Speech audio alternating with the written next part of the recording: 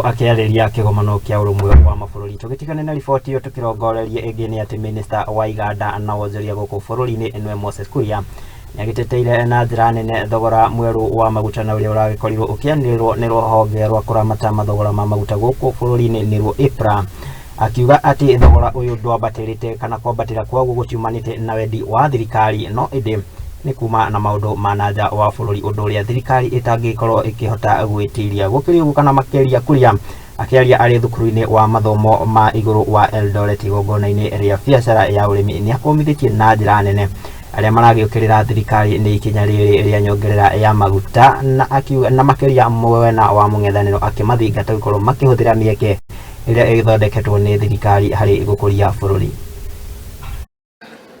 Sasa ukishinda kutoka asubuhi mpaka jioni, bei ya mafuta imeongezeka, si uchipe kisima yako? Dunia mzima tunajua bei ya crude oil imeenda juu, na kama wale watu wa Makerere wako na kisima, mimi niko tayari kuchipa kesho.